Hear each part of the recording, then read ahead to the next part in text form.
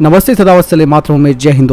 दोस्तों कौन होगा भारत का अगला राष्ट्रपति? क्या मोदी सरकार ने फाइनल कर दिया है उम्मीदवार का नाम? भारत के मौजूदा राष्ट्रपति रामनाथ कोविंद का टर्म 24 जुलाई को पूरा हो रहा है। ये चुनाव देश के 16वें राष्ट्रपति के लिए होगा। चुनाव आयोग ने राष्ट्रपति चुनाव की तारीख का ऐलान कर दिया है। चुनाव की अधिसूचना 15 जून को जारी होगी और नामांकन दाखिल करने की अंतिम तिथि 29 जून रखी गई है। उसके बाद 18 जुलाई को चुनाव होगा, जिसके 3 दिन बाद 21 जुलाई को वोट होगी। राष्ट्रपति उम्मीदवारों को लेकर कई नामों की चर्चा मीडिया में चल रही है, लेकिन आप सब जानते हैं कि पिछले 7 सालों में प्रधानमंत्री नरेंद्र मोदी मीडिया के हर अनुमान को गलत साबित करते रहे हैं। बीजेपी उम्मीदवारों के नाम पर चर्चा करने से पहले बिहार के मुख्यमंत्री नीतीश कुमार पर गौर करना जरूरी है।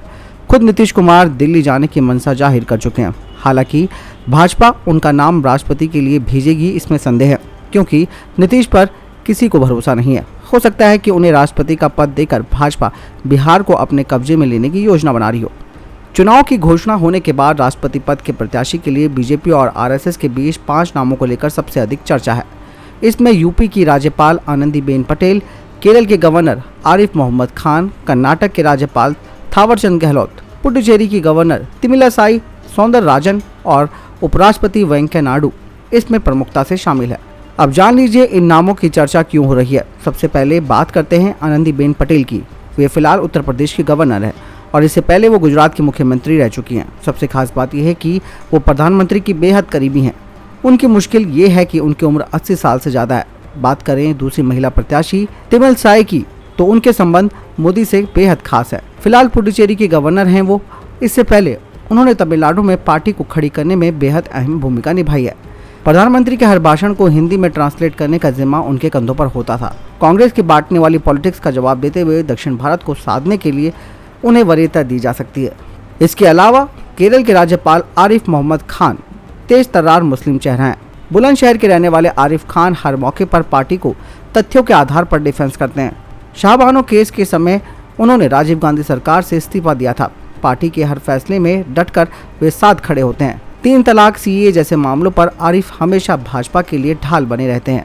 अब्दुल कलाम के बाद एक और मुस्लिम चेहरे को राष्ट्रपति बनाकर भारत के साथ पूरी दुनिया को ये संदेश दिया जा सकता है कि भाजपा मुस्लिम विरोधी नहीं है। उनके लिए मुश्किल ये है कि भारत का कट्टर मुसलमान उन्हें मुसलमान नहीं मानता, इसीलिए पार्टी को वोट के लिहाज से कोई फायदा नहीं होने वाला। मोदी सरकार ने पिछले 8 सालों में मुस्लिम समुदाय के लिए जितना काम किया है, उतना पिछले 70 सालों में कोई सरकार नहीं कर पाई है। बावजूद इसके आज भी मुसलमान उन्हें वोट नहीं देते।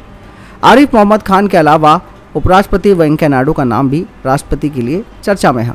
वेंकैया नायडू आंध्र प्रदेश के रहने वाले हैं और लंबे समय से भाजपा से जुड़े हैं। मोदी सरकार में शहरी विकास, आवास, शहरी गरीबी उन्मूलन, सूचना प्रसारण और संसदीय कार्य जैसे महत्वपूर्ण महकमे की कमान उन्होंने संभाली।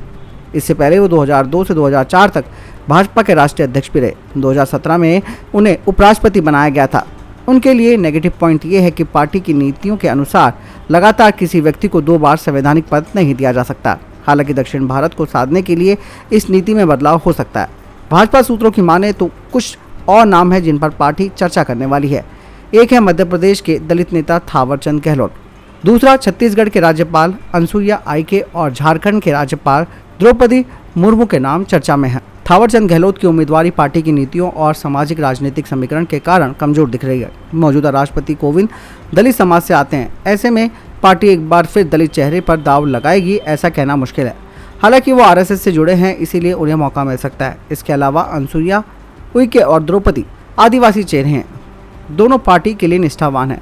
उनकी दावेदारी इसलिए मजबूत हो जाती है क्योंकि वे दोनों महिलाएं हैं। पार्टी किसी महिला को राष्ट्रपति बनाकर आधी आबादी को साधने की कोशिश कर सकती है। हमारे सूत्रों की माने तो एक महिला का राष्ट्रपति या उपराष्ट्रपति बनना तो तय है। इसमें तमिलिसाई, अनुसुईया और द्रौपदी मुर्मू बाजी मार सकती हैं। इसके अलावा एक पद दक्षिण भारत के नेता को दिया जा सकता है, जिससे कांग्रेस पार्टी खासकर राहुल गांधी के अलगाववाद की राजनीति को झटका देने के साथ पार्टी में अपना वर्चस्व बढ़ाने की जुगाड़ में है। आपको क्या लगता है दोस्तों, कौन राष्ट्रपति बन सकता है? कमेंट सेक्शन में लिखकर जरूर बताएं। मिलता हूं नई वीडियो के साथ। नमस्कार।